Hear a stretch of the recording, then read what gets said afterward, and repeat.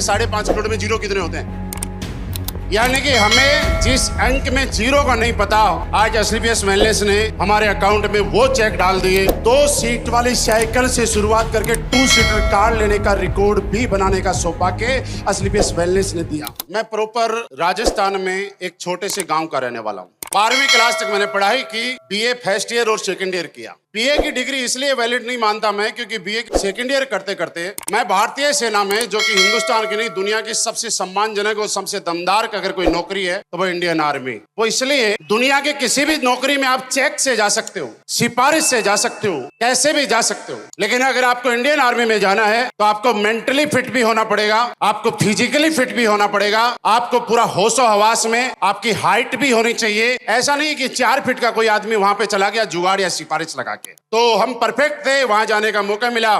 मैंने 8 साल भारतीय सेना में मुझे नौकरी करने का मुझे सौभाग्य प्राप्त हुआ। हो सकता है मेरी बातों से मैं आपको कुछ मैसेज देना चाहूं, किसी की जिंदगी में वो मैसेज बहुत बड़ा रंग लाएंगे। मैं हमेशा जब भी स्टेज पे जाता हूं हमेशा एक बात बोलता हूं कि एक इंसान के हाथ में कुछ भी नहीं है, जो कुछ होता है वो सब ऊपर वाला कराता है, उसका रनडाउन बना हुआ है। ऊपर वाले की मर्जी के बगैर ना आज तक कोई पत्ता हिला है, ना हिलेगा, ना कभी हिलता था। अगर हमारे जीवन में कुछ भी हो रहा है तो कहीं ना कहीं ऊपर वाले की मर्जी, ऊपर वाले का संदेश, ऊपर वाले की एक चाबी भरी हुई है जिसके अनुसार हम चल रहे हैं। आपने बहुत सारे लोगों को यहाँ पे आने के लिए बोला होगा, कुछ लोग तैयार थे, रिजर्वेशन हो गया, टिकट हो गया, लेकिन याद करो आपकी टीम में कई लोग ऐसे होंगे जिनका 0 टाइम पे कोई ऐसा काम आ गया कि उनको इस प्रोग्राम में आए बगैर रहना पड़ा। यानी हम चाहते थे, वो चाहते थे, लेकिन वो नहीं चाहता था। अगर आपके साथ कोई नहीं आ रहा है तो ये मत समझिए कि वो नहीं चाहता, आप नहीं चाहते, वो नहीं चाहता, उसके बगैर कुछ नहीं होता है। हमें ऐसा लगता है कि हमारी वजह से हो रहा है, नो, सब ऊपर वाले के। जम्मू कश्मीर में मैं पोस्टेड था। जम्मू कश्मीर से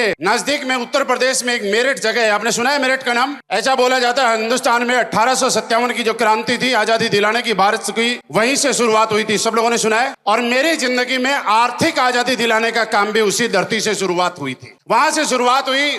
और मैं कैसे बता रहा हूँ, मैं वो इंसान हूँ जिसको कोई प्लान देने नहीं आया, मैं प्लान लेने गया। आर्मी में रहते हैं 800-900 लोग, आर्मी की यूनिट में रहते हैं। और जब एक्सरसाइज वगैरह, आपने कभी राजस्थान हरियाणा इस साइड के लोग हो तो आपने देखा होगा आर्मी के टैंक वगैरह, गाड़ियां वगैरह कभी जैसलमेर बाड़मेर साइड में एक्सरसाइज के लिए जाती है तो लिमिटेड लोग बटालियन में रहा करते हैं। ऐसा आप लोगों ने देखा है ना? तो मैं उन लिमिटेड लोगों में था। दोपहर के टाइम पे समय ऐसा है कि खाना खाने जा रहा था फौज के रेस्टोरेंट में। फौज की भाषा में उसको लंगर बोला जाता है और वैसे फौज का रेस्टोरेंट समझ सकते हैं। एक ऑफिस था, उस ऑफिस में 2 लोगों के बोलने की आवाज आ रही और मैं बिन बुलाए मेहमान उसके अंदर घुस गया और किसी और को प्लान दे रहा। प्लान खत्म हो चुका। प्लान खत्म होने के बाद वो लास्ट में जैसे आप लोग कन्विंस करते हो, किसी को फॉलोअप करते हो अंतिम पड़ाव पे, वैसे फॉलोअप कर रहा। मेरी यूनिट का जो बंदा था वो मना कर रहा और जो बाहर का आदमी था वो उसका फॉलोअप कर रहा। फॉलोअप करते करते मेरी यूनिट वाले ने बिल्कुल मना कर दिया कि मुझे ज्वाइन नहीं होना, लेकिन सामने वाले ने कोई ऐसी बात बताई कि इस काम को करके कुछ लोगों की जिंदगी बदल गई। कुछ लोगों की फोटो दिखाए, उन्होंने बोला सच में ऐसा है? मैंने कहा अगर ऐसा है तो सबसे पहले मेरी ज्वाइनिंग लगाओ। तो जैसे ही मैंने मेरी ज्वाइनिंग लगाई, फॉर्म भरने के लिए बात की, तो मेरी यूनिट का जो बंदा था उसको उसने बोला कि देख 2 चाहिए, एक तो बिन बुलाया आ गया तो दूसरा भी आ जाएगा। उसका विश्वास बढ़ा, कॉन्फिडेंस बढ़ा कि जब ये कितना आसानी से आ सकता है तो दूसरा भी आ सकता है। उसने भी फॉर्म भरा, उसकी आईडी मेरे ऊपर लगी, यानी मेरे अपलाइन ने मेरी वजह से ज्वाइन किया। ऐसे समझो आप, कुछ समय तक मेरी बटालियन में तकरीबन 900 लोग हुआ करते हैं। हकीकत बताता हूँ आप, 900 लोग एक बटालियन के अंदर हुआ करते हैं। अगर आप आपके परिवार से कोई आर्मी से है तो पता करना। और मुझे ऐसा लगा कि मेरी बटालियन का मैं पहला आदमी हूँ और पूरी बटालियन को फटाफट ज्वाइन करा दूंगा। जब मैं प्लान देने गया तो पता चला मेरे से पहले वहां बहुत सारे लोग ज्वाइन, और कहीं ना कहीं ऐसा पता चला कि उस बटालियन का मैं सबसे लास्ट में ज्वाइन होने वाला आदमी। ये वास्तविकता है, मैं सबसे लास्ट का। और मैं आपको बताऊं कि पुराने टाइम में एसओ एसडीओ नहीं हुआ करता था, उस टाइम लेफ्ट राइट हुआ करता था। आप में से कई लोगों ने सुना होगा। तो मेरा लेफ्ट पहला और राइट पहला, अननोन इनविटेशन 3 फीट के दायरे के अंदर घूमते घूमते दूसरी बटालियन वाले लोगों को मैंने ज्वाइन कराया। ज्वाइन करा के ये सिलसिला शुरू हुआ। मैंने जब इस इंडस्ट्री में आने के लिए फॉर्म भरा था, उस टाइम मैं जब फॉर्म भर रहा था तब मेरे दिमाग में एक विचार चल रहा था कि अब के बाद मुझे नौकरी नहीं करनी, मुझे नौकर की जिंदगी नहीं जीनी, मुझे मालिक की जिंदगी जीनी है। इस सोच के साथ मैंने फॉर्म भरा था, फॉर्म पे साइन किए थे। मेरे दोस्त काम करना शुरू किया।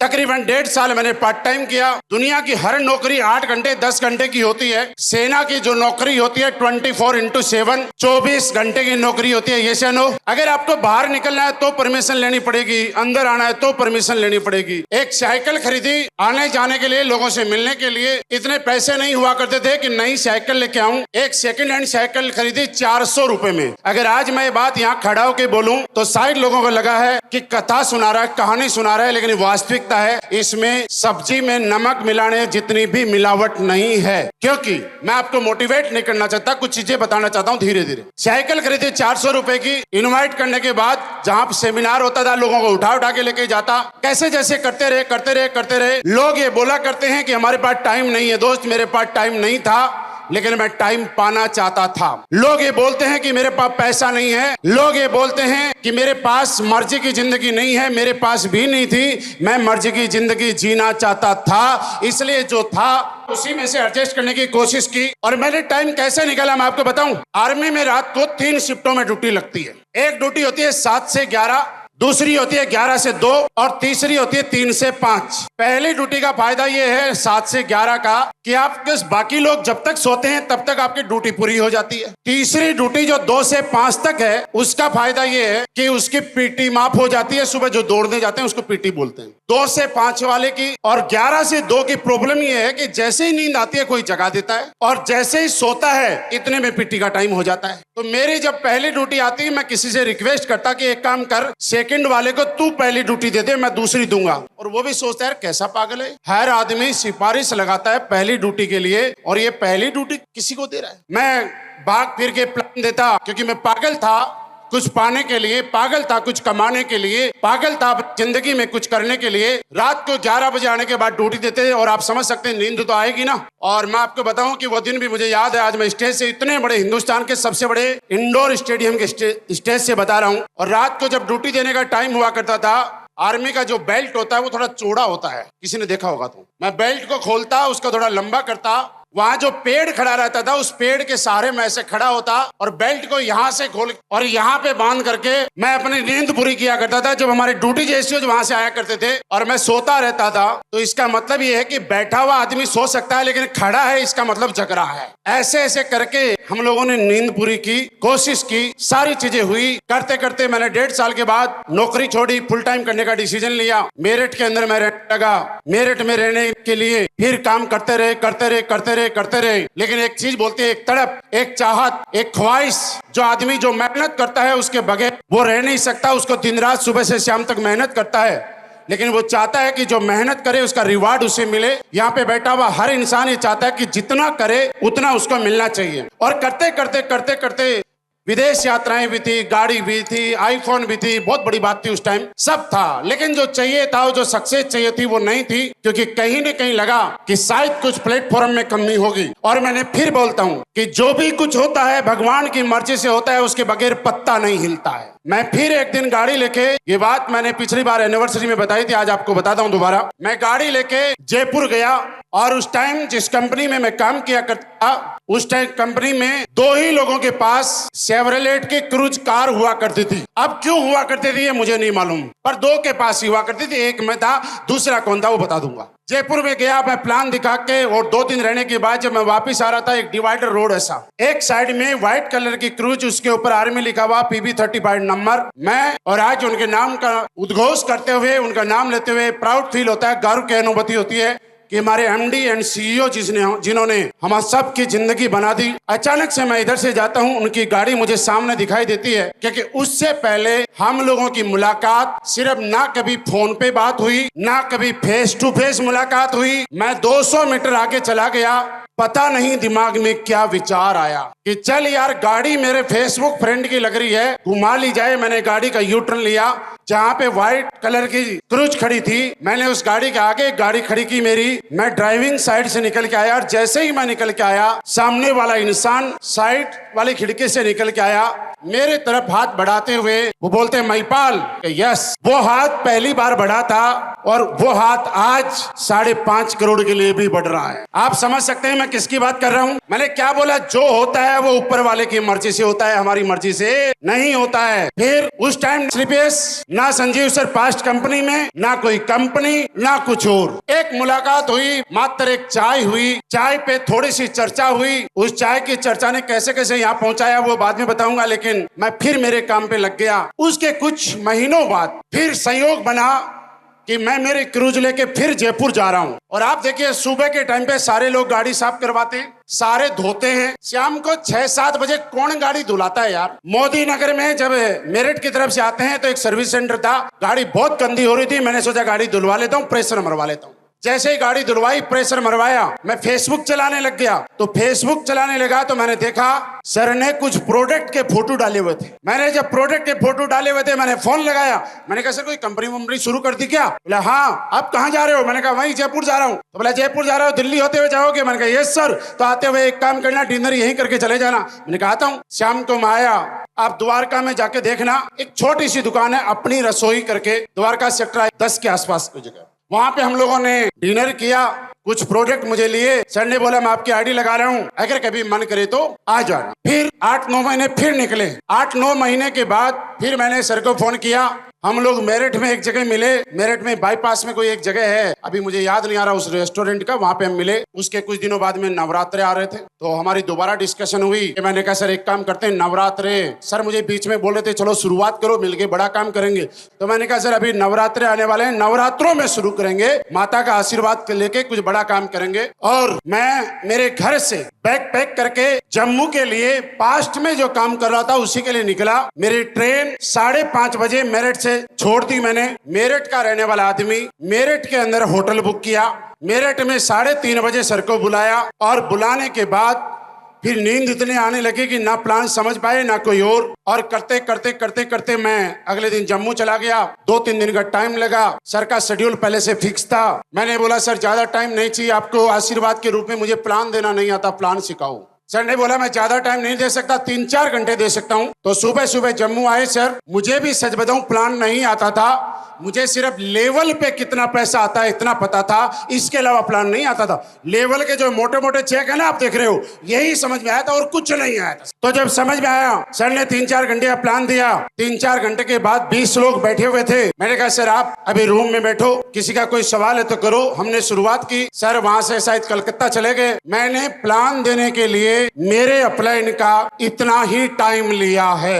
ये बात मैं आपको क्यों बता रहा हूं, मैं समझा रहा हूं। मैं इसलिए बताना चाह रहा हूं कि अपलाइन का काम होता है एक रास्ता दिखाना, अपलाइन का काम होता है एक मार्गदर्शन करना। अपलाइन का काम होता है जब आपको कोई चीज समझ में ना आए और आप कहीं फंस जाओ तो आपको मुश्किल से निकालने का अपलाइन का काम ये नहीं होता है कि अपलाइन के कंधे पे हम लोग बोझ बन के बैठ जाएं। ये मैंने नहीं होने दिया। अब मुझे प्रॉब्लम ये आई कि मुझे रजिस्ट्रेशन करना नहीं आता, अब मैं क्या करूं? तो मैंने रजिस्ट्रेशन के ऊपर गोले बना के पेपर पे, आज मेरी जिंदगी में जब भी मैं यहाँ पे हूँ और जितना भी बड़ा बनाऊं, बहुत बड़ा योगदान है हमारे डायरेक्टर साहब। मैं चाहूंगा उनका नाम जैसे ही मैं लूं तो आपकी तालियां जरूर गड़गड़ाहट होनी चाहिए, क्योंकि वो एक मैसेज पे क्लिक करते हैं तो हम सबके घर में पैसा आता है। मामचंद सर का बहुत बड़ा योगदान है, उनके लिए भी बहुत जोरदार ताली होनी चाहिए। मैंने प्रियांक सर को, हमारे जीएम साहब को और मामचंद सर को व्हाट्सएप पे पेपर भेजा करता था कि सर रजिस्ट्रेशन कर दो और बाद में हमें समझाओ। उस टाइम जूम नहीं हुआ करता था। उन्होंने समझाया, समझाने के बाद काम करना शुरू किया। शुरुआत में मैं आपको एक चीज बताना चाहता हूँ। आज किसी को लगता है कि कुछ भी तुक्के में होता है, लेकिन दोस्त तुक्के में कुछ भी नहीं होता है। अकस्मात और तुक्के में सिर्फ हादसे होते हैं, एक्सीडेंट होते हैं, इसके अलावा तुक्के और अकस्मात में कुछ नहीं होता। मैं सेम डे जिस दिन एसलीपीएस वेलनेस ज्वाइन कर चुका था, उस टाइम भी तकरीबन 20 लाख रुपए की ऑटोमेटिक क्रूज में मेंटेन करता था, जो कि सिर्फ 5 का एवरेज देती थी। जब उस गाड़ी का टैंक भरा के मैं जहां भी जाता था और जिधर से चला रहा होता था और जहां भी पेट्रोल पंप दिखता था वहीं चली जाती थी, क्योंकि एक पेट्रोल पंप से दूसरे पेट्रोल पंप तक जाने तक उसका टैंक खाली हो जाता था। बहुत तेल खाती थी, लेकिन तकरीबन 3.5-4 लाख रुपए के एवरेज आ रहा था, लेकिन खर्चे इतने ज्यादा थे, 100 कितने पाले हुए थे। और मैं आपको एक बात बताऊं कि अगर इस बिजनेस को हम लोग अपने जरूरत पूरी करने के लिए कर रहे हैं तो ये सत्य है कि एक न एक दिन आपकी जरूरत पूरी हो जाएगी और आप बिजनेस से आपका मन भर जाएगा। लेकिन अगर इस बिजनेस को आप अपने शौक पूरे करने के लिए कर रहे हैं तो शौक आज तक ना किसी के खत्म हुए हैं ना खत्म होंगे और ये जिंदगी भर जागते रहेंगे। आपका इस बिजनेस से कभी मन नहीं भरेगा। ये डिसाइड आज आपको करके जाना है कि आप अपनी किस्तें, आप अपनी जरूरतें पूरी करने के लिए इस बिजनेस में हैं या शौक पूरे करने के लिए हैं। ये बात आपको ध्यान रखनी पड़ेगी। तो शौक इतने थे, खर्चे इतने ज्यादा थे कि मैं अपने आप एक टैग, एक बोझ, पास्ट में क्या था उसको एक सेकंड नहीं लगी मुझे फाड़ के फेंकने में। मैं एक सेकंड में भूल गया मैं पास्ट में क्या था, क्योंकि मैं जानता था दुनिया को किसी को कोई मतलब नहीं है आप पास्ट में क्या थे। दुनिया को सिर्फ इस बात से मतलब है कि आप वर्तमान में क्या हो। पास्ट में तो रंग खाते कोई कुत्ता नहीं पूछता है साहब, वर्तमान में क्या हो इस बात के। मैंने 20 लाख की गाड़ी साइड में रखी, मेरे रैंक वैंक पास्ट में लोग क्या थे सबको भूल गया। कोई आएगा तो ठीक, नहीं आएगा तो ठीक, दोबारा प्लान देंगे, ग्राउंड पे उतरेंगे, मेहनत करेंगे, पहले दिन की तरह दोबारा जाएंगे। और आपको याद बताऊं कि दोस्त 20 लाख रुपए की कार चलाने वाला आदमी ये जब इस एसलीपीएस में आया, मैंने सरकारी बसों में जा जाके प्लान दिए। ट्रेन में जब इस इंडस्ट्री में जब मैं आया था तब की बात है कि मैंने जनरल बोगियों में सफर किया था। और जब मैं एसलीपीएस वेलनेस में आया तब की भी ये बात है कि मैंने दोबारा से एसी बोगी छोड़ के जनरल बोगियों में सफर किया है। ये तब की बात है जब मैं इंडस्ट्री में आया था, तब मैंने रिक्शे और ये जो टेम्पो चलते हैं इनमें सफर किया। लेकिन जब एसलीपीएस वेलनेस में शुरुआत की तब भी मैंने रिक्शे और तब भी मैंने टेम्पो में सफर किया, क्योंकि मैं जानता था कि आज आपने जब शुरुआत की है तो आप जीरो हो और जब तक आप जीरो समझते रहोगे अपने जीवन में हीरो बनते रहोगे। और जिस दिन अपने आप को हीरो समझ लिया उसी दिन से आपके जीरो बनने की शुरुआत हो जाएगी। और मैं अपने आप को हीरो ना पहले मानता था, ना आज मानता हूं, ना आज के बाद कभी आपको मानता दिखाऊंगा, ये गारंटी दे रहा हूं। रात को 3 बजे 4 बजे तक जब हम लोग प्लान दिया करते थे, हमारे अम्बेडकर लीडर दलीप सिंह राठौर जी यहाँ नहीं, आपको अगर पीछे से पूछना हो ना तो पूछ लेना। जयपुर में प्लान देने जाया करता था और दोबारा से अपनी शुरुआत कर रहा था। जयपुर में दलीप सिंह राठौर जी का सेल पॉइंट हुआ करता था और मैं वो इंसान हूं जिसने उस सेल पॉइंट पे रात को चद्दर बिछा के दोबारा से रात गुजारी है। ये मेरी अनुपस्थिति में पूछ लेना दलीप सर से कि क्या सर मैं झूठ बोल रहा हूं या सही बोल रहा हूं। दोबारा से रोडवेज में धक्के खाए हैं, क्योंकि मैं जान चुका था बेटा पास्ट में उतारो, जीरो बनो, जीरो बनो, ये जनता तुम्हें हीरो बना देगी। जीरो बन के काम करना पड़ेगा। और उस दिन से मैंने काम करते करते करते करते और आज आपको मैंने बोला ना, मैंने सोचा नहीं था एसलीपीएस वेलनेस में आके। कोई मुझे नहीं लगता कि दुनिया का कोई शौक ऐसा होगा जो शायद हमने पूरा नहीं किया होगा। कोई ऐसी इच्छा। जब 1.5 साल हुई 2017 के अंदर जैगवार कार मैंने ली और जैगवार लेने के बाद मुझे बड़ी खुशी थी कि एक साइकिल चलाने वाला आदमी एक जैगवार तक आ गया। लेकिन मैं आपको बताऊं कि जब मैं साइकिल पे था तो मैं साइकिल की स्पीड से काम करता था, जब मैं क्रूज में था तो क्रूज की स्पीड से काम करता था, और मैं जैगवार में आया उस दिन के बाद मैंने जैगवार की स्पीड से काम करना शुरू किया। और जब मुझे मालूम है जब मैं एक्सप्रेस वे पे जाता हूँ कभी कभी, वैसे ज्यादा तेज गाड़ी मैं नहीं चलाता हूँ लेकिन कभी कभी पता नहीं मेरा मन कर जाता है, तो मैंने मेरी पोर्शे को 280 की स्पीड तक भी चलाया है भाई साहब। लेकिन वो इसलिए चलाया है कि दबा एक्सीलेटर और इस गाड़ी से ये सीख कि तेरे पास जो गाड़ी 280 की स्पीड में दौड़ सकती है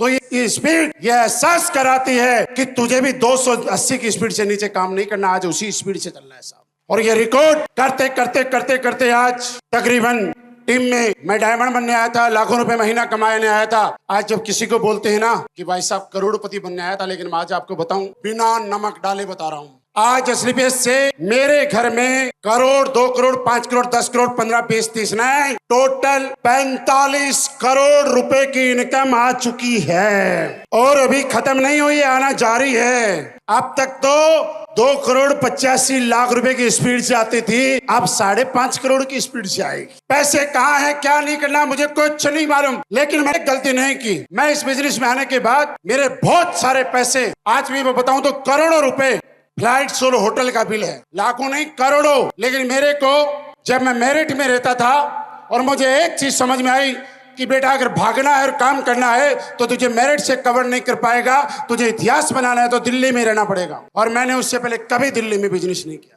सिर्फ दिल्ली में इसलिए रहना पड़ेगा कि दिल्ली में कंपनी है। किसी को भी आप बुलाते हो तो दिल्ली में बुला सकते हो, किसी से आप मिल सकते हो दिल्ली में मिल सकते हो। कोई भी आने वाला मेरठ के नाम से आए या ना आए, लेकिन दिल्ली के नाम से आ सकता है। कहीं भी जाना हो दिल्ली से 24 घंटे एयरपोर्ट से किसी भी टाइम की फ्लाइट मिलती है। उस टाइम दिल्ली एयरपोर्ट से मेरठ जाने के 5-6 घंटे लगा करते थे, और मैंने मेरे टाइम को बचाने की कोशिश की। मेरा अपना खुद का घर जिसकी रजिस्ट्री मेरे नाम पे थी, उस घर को मात्र असली बेस ज्वाइन करने के 1 महीने के अंदर अंदर खाली छोड़ के और किराए के घर के अंदर दिल्ली में आके शिफ्ट हुआ था। और मैं आपको बताऊं मजाक की बात, मुझे नहीं पता था दिल्ली में किराए के मकान कैसे मिलते हैं। मैं तो मेरिट वाले हिसाब से था। मैं एक दिन आया गाड़ी लेके और सारी कॉलोनी में गार्ड के पास जा रहा हूँ और गार्ड से पूछ रहा हूँ इस कॉलोनी में कोई खाली मकान मिलेगा किराए के लिए? गार्ड बोला नहीं। फिर दूसरी सोसाइटी में गया, गार्ड से पूछा खाली मकान मिलेगा? बोला नहीं। मैं एक दिन पूरा घूमता रहा, लास्ट में एक गार्ड ने बोला भाई साहब यहाँ गार्ड को पूछने से रूम नहीं मिल रहा, यहाँ डीलर को पूछने से रूम मिलता है। उस दिन मुझे समझ में आया कि मेरठ अपनी जगह था, यहाँ डीलर के पास जाना पड़ेगा, 1 महीने का कमीशन देना पड़ेगा, तब जाके आपको कमरा मिलेगा। और मैंने 2 BHK यहाँ लेके रहना शुरू किया। मेरठ का मेरा मकान, जिस टाइम आज की बात देखोगे तो बात अलग है, उस टाइम एक साइड उसकी किस्त जा रही है, दूसरी साइड मेरे मकान का यहाँ पे किराया जा रहा है। शुरू के लेवल में कितना पैसा आता है ये सारे लोग आप जानते हो अच्छे से, लेकिन मैं जानता था कि ये वो पेड़ है, आज जितनी खाद पानी दी कल उतना ही अच्छा फल देगा। अगर आज इसको खाद और पानी देने में कमी करी तो कल ये पेड़ कुपोषण का शिकार हो जाएगा। जैसे कि किसी बच्चे को शुरुआत में खुराक अच्छी मिलती है तो वो 80 साल तक के लिए हष्ट पुष्ट रहता है, लेकिन बचपन में अगर किसी बच्चे को खुराक अगर कमजोर मिलती है तो वो 30-40 साल के बाद में उस कुपोषण की वजह से शारीरिक रूप से कमजोर हो जाता है। और मैं मेरे बिजनेस को कमजोर नहीं करना चाहता था, इसलिए मैंने पूरी ताकत झोंक के ब्लू डायमंड बना। एक डायमंड में मैं जब ब्लू डायमंड था किराए के मकान में था, जब मैं ब्लू डायमंड था किराए के मकान में था, जब मैं ब्लैक डायमंड था किराए के मकान में था, जब मैं रॉयल डायमंड था मैं किराए के मकान में था। मैं मार्च 2020 कोविड लगने से 7 दिन पहले अपने घर में मैंने शिफ्ट किया। उस टाइम मैं तकरीबन एम्बेसडर रैंक पे था। आज मैं देखता हूँ मेरे कई लीडर्स को रूबी स्टार हुआ नहीं उससे पहले बंगला बनाने के ख्वाब देखते हैं। मेरे दोस्त, ये बिजनेस में सत्य है कि आपका घर बनेगा, आपकी गाड़ी आएगी, लेकिन हर चीज का एक फिक्स है, हर चीज का एक टाइम है। तो किसी न किसी चीज से उस चीज का सीक्वेंस टूटेगा और वो सीक्वेंस आपके बिजनेस की स्पीड तोड़ेगा, आपकी टीम में गलत मैसेज देगा। और मैं इतना समझ चुका था कि इस बिजनेस में गलत मैसेज मेरी तरफ से किसी को नहीं जाना चाहिए। और मैं किराए के मकान में रहा, काम करते करते आज भी आप देखते हैं कि मेरे टीम में कोई कितने दिन काम करता है, कोई कितने दिन काम करता है, मुझे उससे कोई फर्क नहीं पड़ता। मैं रात को जब सोता हूं और मैं अपने आप से बात करता हूं कि मैंने आज मेरे को जितना काम करना चाहिए था उतना किया या नहीं किया, ये मेरी प्राथमिकता है। और ये क्यों है मैं आपको बताता हूं। आप मेरे साथ सारे फेसबुक वगैरह कहीं न कहीं जुड़े हुए होंगे, आप ये देखते होंगे कि मैंने बोला था कि 280 की स्पीड, और मैंने 280 की स्पीड से भी काम किया है। पिछले तकरीबन 4 दिनों की बात करें, 10 तारीख, 11 तारीख, 14 तारीख और 15 तारीख हिंदुस्तान डायरेक्ट सेलिंग में ये रिकॉर्ड बनाया हम लोगों ने आप लोगों के साथ की वजह से कि मात्र 4 दिन के अंदर 11 लग्जरी गाड़ी की डिलीवरी SLPS वेलनेस के नाम हम लोगों ने की है। चाहे वो डिलीवरी पुणे से हो, चाहे वो लखनऊ से हो, चाहे जमशेदपुर टाटा से हो, चाहे रांची से हो, चाहे दिल्ली से हो, चाहे गाजियाबाद से हो, एक दिन में इतने स्टेशन। लोग बोलते सर कैसे कर लेते हो? मैंने कहा कैसे इसलिए कर लेता हूं कि पेट बहुत बड़ा है, कभी भरता ही नहीं है। जब मेरे टीम में कोई आदमी अचीवमेंट लेता है, मुझे सच बताऊं दिल से बहुत खुशी होती है। मुझे ऐसा लगता है कि मेरे जैसा साइकिल चलाने वाला आदमी आज लग्जरी गाड़ी का मालिक बन गया है। मुझे अंदर ही अंदर इतना अच्छा लगता है कि ये भी मेरी तरह साइकिल बाइक वाला था और आज लग्जरी गाड़ी का मालिक बन गया। मैं इस खुशी को बयां नहीं कर सकता आपके सामने, लेकिन फील भी नहीं करा सकता। ये सिर्फ मैं ही समझ सकता हूँ और मैं ही ये फील कर सकता हूँ, क्योंकि एक चीज हमने समझी है कि दोस्त जितने बड़े चलबंदे जाओगे आप फ्री हो जाओगे। मैं आज आपको एक मैसेज देके जाना चाहता हूँ मेरे दोस्त। एक चीज समझना, फ्री होने का मतलब घर बैठना नहीं है। मैंने जो समझा है, फ्री होने का मतलब ये है कि आप जब कपड़े खरीदने जाओ तो आपको टैग ना देखना पड़े, आप कार खरीदने जाओ तो रेट ना देखनी पड़े, आप जूते खरीदने जाओ तो टैग ना देखने पड़े, आप हवाई यात्रा करो तो उस फ्लाइट की रेट ना देखनी पड़े। फ्री होना इसको बोलते हैं। घर पे टांग सीधी करके और चद्दर ओढ़ के सोना फ्री नहीं होता है। फ्री होना क्या है मैं आपको बताता हूँ। जब आपकी कैपिंग नहीं लगती, मैं मेरी बता रहा हूँ, मैं 1.5 लाख रुपए हफ्ता नहीं आता और तब तक हम लोग जो काम कर रहे हैं वो काम है। लेकिन 1.5 लाख रुपए हफ्ता आने के बाद दिन रात जो काम कर रहे हैं वो अपने कर्तव्यों का निर्वहन है। और आज मैं मेरे कर्तव्यों का निर्वहन कर रहा हूं। किसी का काम खत्म हो सकता है, लेकिन इस दुनिया में कभी किसी के कर्तव्यों का निर्वहन कभी खत्म नहीं हो सकता। आप ये समझ के जाइएगा कि आपके क्यों मोटिवेशन आता है मालूम है। एक चीज समझाता हूं, आप ध्यान से देखना इन लोगों को देखना, एक बार इनके चेहरे देखना, आप सारे लोग उन लोगों के चेहरे देखना, उन लोगों के चेहरे देखना जो सबसे ऊपर पत्थर पे बैठे, इन लोगों के चेहरे देखना जो सबसे ऊपर पत्थर पे बैठे। मालूम है ये लोग कौन है? ये पिछले वो लोग हैं जो 3 दिन से बिना रिजर्वेशन के जनरल बोगी में हमें देखने के लिए और हमें सुनने के लिए आए हैं। ये वो लोग हैं जिनको जनरल में खड़े होके, तो चालू बस के अंदर, सरकारी बस के अंदर 6 घंटे खड़े होके, भाई साहब जून का महीना नहीं है, ये दिसंबर का महीना है, 21 दिसंबर सर्दी की महीना है। ठिठुरती सर्दी में इनमें से कई लोगों को सुबह कपड़े बदलने का टाइम नहीं मिला होगा, इनमें से कई लोगों को सुबह ब्रेकफास्ट नहीं मिला होगा, इनमें से कई लोगों को 3 दिन से मुंह धोने का टाइम नहीं लगा होगा। लेकिन इनकी आंखों में एक चमक थी, एक उम्मीद थी कि कोई एक मेरा अपलाइन है, मेरा अपलाइन है जो ब्लू डायमंड है, मेरा अपलाइन है जो ब्लैक डायमंड है, मेरा अपलाइन है जो स्टार सफायर है। और अगर आज मैं उसके कहने से उसके पीछे खड़ा रहूंगा और मैं उसका साथ दूंगा तो हो सकता है वो मेरे घर की गरीबी को खत्म कराने में मेरी मदद करे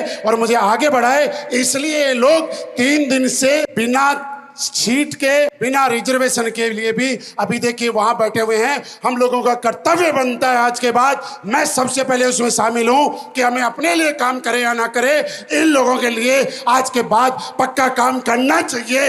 ये मेरी नैतिक जिम्मेदारी बनती है, मैं इसको निभाऊंगा। क्या आप सारे लोग निभाने के लिए तैयार हो? क्योंकि यार अपने लिए ही अगर करना है तो पेट तो एक वो भी भरता है जिसको भगवान ने 4 पैरों पे लॉन्च किया है। अगर सिर्फ अपने ही लिए करना है ना तो भगवान ने 2 पैरों पे उतार के कुछ गलती कर दी है यार उसको, और अगले जन्म में वो गलती हो सकता है सुधार ले। कोशिश कीजिएगा, क्योंकि आज मेरी इस कामयाबी में, मेरे अचीवमेंट में आज मेरा सिर्फ नाम है। ये पट्टा मैंने पहन रखा है साहब, मेरा कोई योगदान नहीं है। मुश्किल से अगर होगा 10% होगा, मुश्किल से 10%। ये हमारी कंपनी का है, हमारी फैक्ट्री का है, हमारे प्रोडक्ट्स का है। जाने अनजाने में डायरेक्ट और इनडायरेक्टली कोरियर वाला जिसको हम नहीं जानते लेकिन हमारे प्रोडक्ट टाइम पे पहुंचाता है, हमारी फ्रेंचाइजी वाले जिन्होंने जेब से पैसे लगा के स्टॉक लगा रख के हमारे लोगों की IT on the support green कराते हैं। और तो छोड़ो, ऑडी, बीएमडब्ल्यू, मर्सिडीज, जैगवार के शोरूम मालिकों का भी योगदान है कि हमारे लोगों को गाड़ियां दे देते हैं। अगर उन शोरूम हिंदुस्तान में नहीं होते तो हम लोग कहां से गाड़ी लेते यार? कैसे मोटिवेट करते? पता नहीं किस किस का योगदान है। अविनाश जी का इतना बड़ा योगदान है, इतना बड़ा शो, लगातार 6 show back to back, back to back, back to back. हम लोग रात को बोलते हैं सर सोने का टाइम नहीं मिला, लेकिन इनकी टीम को हम देखते हैं, आप लोग रात को 2 बजे भी फोन करते हैं, 4 बजे भी करते हैं, सुबह 6 बजे भी फोन करते हैं, उसके बाद भी ये फोन उठाते हैं। और जब आप इनको डांटते हैं, थोड़ा तेज आवाज में बोलते हैं, तो आपकी डांट भी सुनते हैं और आपका गुस्सा भी सहन करते हैं, लेकिन ये कर्तव्य निभाते हैं कि हमें प्रोग्राम ईमानदारी से करना है। इन सबके योगदान की वजह से हम लोग यहाँ पे पहुंचे और मैं आप सबको योगदान देना चाहता हूँ कि ये सिर्फ आपकी वजह से था। मेरा नाम है और कुछ नहीं है। ये जो रैंक है ना, ये सिर्फ आप लोगों की वजह से है और मुझे ये एहसास कराता है। आज के बाद मैं जब सुबह उठूंगा तो इस उम्मीद के साथ उठूंगा कि कंपनी ने मुझे एक बड़ा पद दे दिया, मुझे एक और जिम्मेवारी दे दी। अब तक मैं जो काम करता था उससे मैं आज के बाद 1 घंटे ज्यादा काम करूंगा। ये मेरा रैंक, ये मुझे एहसास कराता है और मैं इसका कर्तव्य निभाऊंगा सर। अगर आप में से कभी किसी को ऐसा लगे कि कोई टूट रहा है, कोई हार रहा है, आपकी सक्सेस में कोई रुकावट आ रही है, आप बेधड़क मुझे फोन करना। मैं आपके सक्सेस में अगर इतना सा भी योगदान दे पाया तो मैं अपना सौभाग्य समझूंगा सर। और ऐसा नहीं है, मेरे फेसबुक पे नंबर पड़ा हुआ है मेरा, मैंने पता क्यों नहीं हटाया? मैंने इसलिए नहीं हटाया कि हो सकता है कोई परेशान जिसको कहीं से सहयोग नहीं मिल रहा और गलती से मुझे फोन कर दिया और मेरी वजह से वो कामयाब हो गया ना,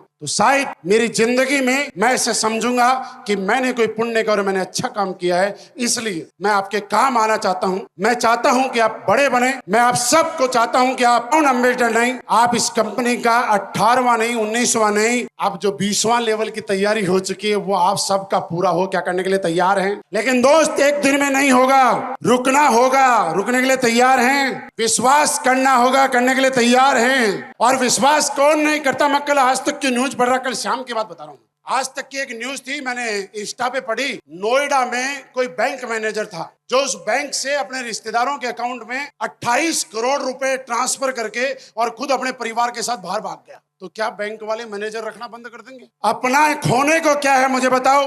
खोने को कुछ नहीं है, लेकिन पाने को बहुत कुछ है। और आप हर दिन इसलिए काम कीजिए। लास्ट में एक बात बताता हूँ, मैं हर दिन क्यों काम करना चाहता हूं, जानना चाहते हैं मेरे दोस्त? अब तक टोटल 45 करोड़ रुपए मैंने कमाए हैं, लेकिन जब मैं पहले दिन आया था ना, तब इतने पैसे नहीं कमाए थे। अगर 45 करोड़ में आप 9 का भाग देंगे तो 5 करोड़ रुपए सालाना होता है भाई साहब। अगर 5 करोड़ में 12 का भाग देंगे कितना होता है? तकरीबन 40 लाख रुपए महीना। आज मेरा अचीवमेंट ये बताता है कि जिस दिन मैंने शुरुआत की थी उस महीने का मेरा एवरेज 40 लाख रुपए महीने का था। आपका भी हो सकता है।